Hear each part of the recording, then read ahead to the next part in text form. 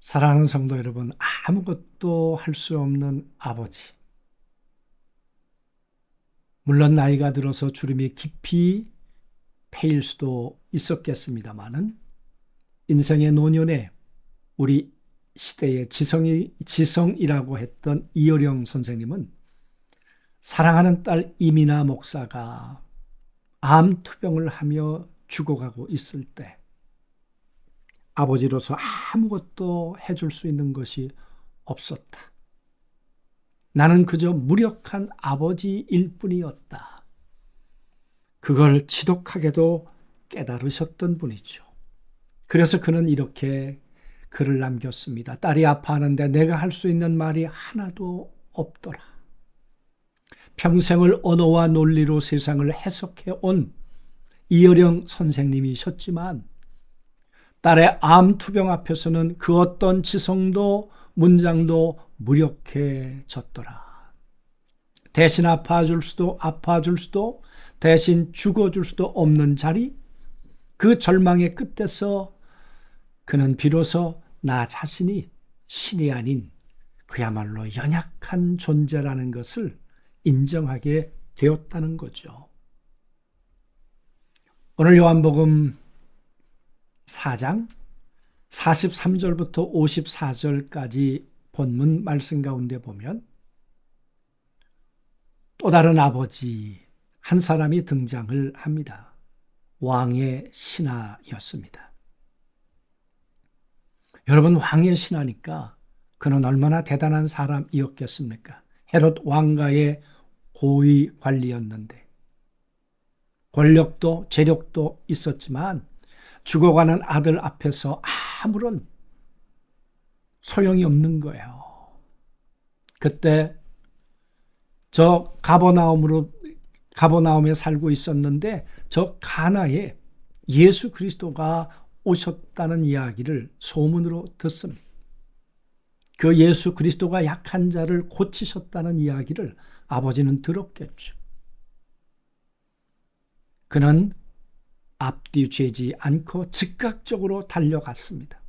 오직 아들을 살릴 수만 있다면 이 절박함 때문에 그는 34km나 되는 그 길을 달려간 것입니다. 얼마나 벅찬 마음을 가지고 기대를 가지고 걸어갔을까요? 일말에 이 희망을 품고 가지 않았겠습니까? 그래서 그는 그렇게 말합니다. 내려오셔서 내 아들을 고쳐 주옵소서. 당연한 것 아닙니까? 신하의 요청은 분명했습니다. 왜 그랬을까요? 그가 생각했던 치료의 방법이 바로 그 사고의 모델이었으니까. 의사가 왕진하고 내 아들의 숨소리를 들어보고 진맥을 해보고 얼마나 상태가 어떤지 이 모든 것을 살펴본 다음에 고쳐야 될 거 아닙니까? 이것이 상식적인 사고 모델이죠. 그런데 여러분, 예수님께서는 너무 냉정하게 얘기하셨어요. 이렇게 말씀하셨어요. 너희는 표적과 기사를 보지 못하면 도무지 믿지 아니하리라. 여러분, 어떻게 보면 너무 냉정하지 않아요? 그런데 이것은 책망이라기보다는 눈으로 확인해야만 믿겠다는 인간 인식의 한계를 지금 지적하시는 거겠죠. 막막에 맺히는 증거가 없으면 움직이지 않겠다는 이들의 마음. 그것이 바로 우리가 갇혀 있는 이 사고의 틀일 수도 있을 것입니다. 그런데 예수님이 따라 나서지를 않으셨습니다. 그리고는 말씀만 하셨어요. 가라. 내 아들이 살아있다. 여러분, 오늘 아버지가 무슨 생각을 했을까요? 내가 이런 사람을 왜 찾아왔을까? 나사렛 동네의 목수의 아들, 이 촌놈을 향해서 내가 무엇 때문에 내 신분을 내려놓고 이렇게 자존심을 꾸기고 엎드려야 했을까?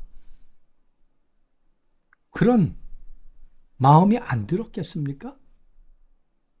그런 현실과 복잡한 이 감정의 구조와 예수 그리스도의 말씀 사이에서 선택은 아버지의 몫입니다.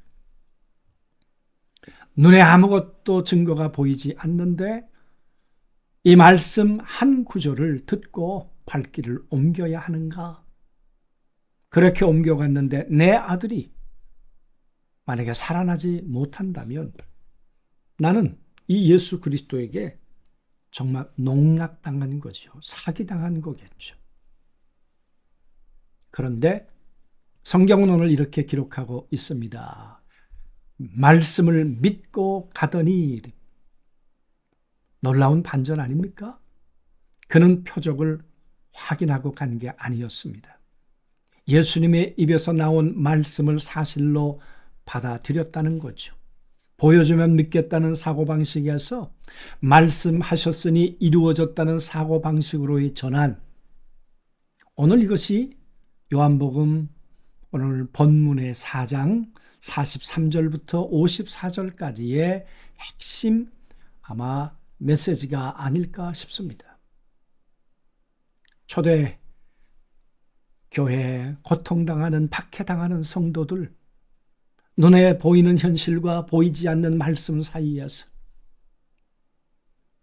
그들은 갈등했을 것입니다. 정말 하나님의 음성, 예수 그리스도의 음성, 성령으로 내게 말씀하시는 그 음성을 갈망하고 그 음성이 들려왔을 때 눈에 보이는 현실과 내 안에 예수님이 말씀하시는 그 음성의 파장 사이에서 무엇을 붙들어야 할까? 그런 갈등을 했겠죠. 그는 34km나 되는 길을 다시 내려오게 되었습니다. 여러분, 어떤 일이 벌어졌을까요? 가버나움에서 돌아오는 길에 가버나움에서 이제 나왔던 그 하인들을 만나게 되었습니다. 살았다는 거예요. 그리고는 이렇게 묻습니다. 언제냐? 언제 살아났느냐? 그랬더니 예수님이 말씀하시는 그 시간과 동일해요. 여러분, 예수님이 말씀하시는 그 말씀은 물리적 시간을 넘어서서 현실을 만들어 내시는 바로 태초에 이 천지를 지으신 바로 그 말씀이신 거죠. 물을 포도주로 만드신 바로 그 말씀이신 거죠. 예수님의 말씀은 거리를 두고도 물리적 실체에 즉각적 영향을 미쳤다. 마술이 아닙니다. 시공간을 초월하는 말씀의 능력, 바로 그 자체인 것이죠.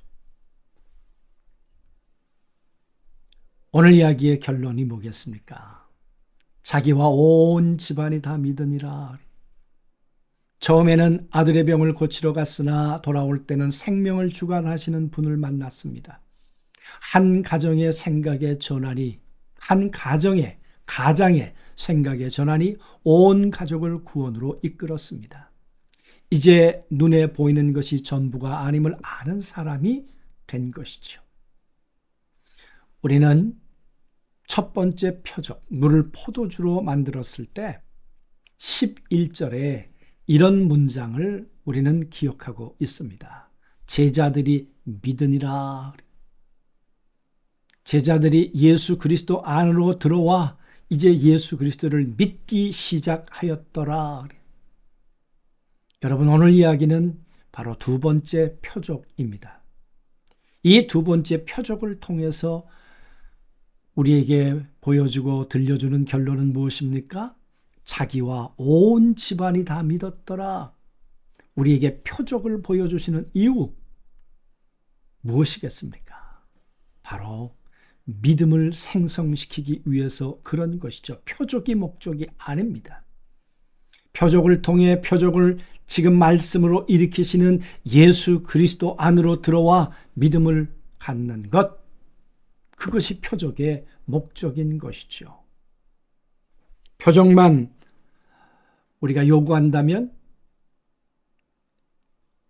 예수 그리스도 안에 들어와 믿음은 어쩌면 생성하지 않을 수도 있다 그 말이에요. 그러나 예수님이 표적을 보이시는 이유는 분명하셨습니다. 믿음은 사고 모델의 전환이었습니다. 어디서부터 시작했습니까? 나의 한계로부터. 우린 창세기 말씀을 보면서도 하나님은 인간의 한계로부터 우리를 부르십니다. 아브라함과 사례는 잉태하지 못하였고 불임에서부터 하나님은 시작하셨고 하나님은 나의 절망으로부터 우리가 처한 이 불행의 늪에서부터 시작하신단 말이에요. 포도주가 떨어졌을 때 오늘 이야기도 포도주가 떨어진 두 번째 또 사건이 되는 것이죠. 내 눈에 보이지 않아도 하나님의 말씀을 현실보다 더 신뢰하는 것, 그것이 기적을 경험하는 하나님의 말씀을 우리의 삶으로 만들어내는 그런 시작이었습니다. 오늘 말씀을 잘 우리가 생각을 해보면 예수님은 바로 왕의 신하의 생각을 하나씩 둘씩 바꾸어 가셨습니다. 사고 모델의 전환을 시켜주셨습니다.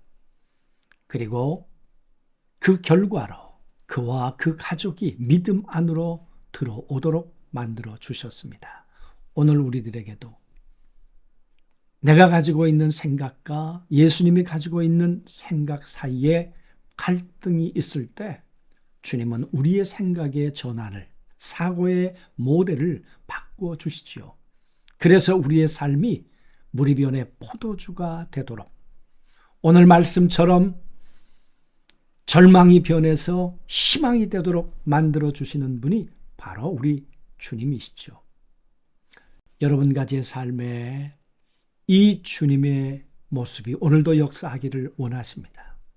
내 절망의 현실에 내가 포도주 떨어진 그 아픔의 현실에 오셔서 주님은 침묵하지 않고 홀로고스 오늘도 말씀하십니다. 그 말씀을 붙들고 걸어가면 그 말씀은 우리 삶의 능력이 기적이 될 것입니다. 기도하시죠. 아버지 하나님, 오늘도 예수 그리스도를 우리 안에 모시고 주님의 음성이 생생하게 우리 가운데 들려오기를 갈망합니다. 그래서 내 연약함을 이기고 나의 문제를 이기고 내 절망을 이기고 말씀이 우리의 삶의 현상이 되는 것을 확증하고 아버지 믿음 위에 믿음으로 믿음 안으로 들어가 그리스도를 더 깊이 만나는 복된 성도들의 삶으로 우리 모두를 인도해 주옵소서.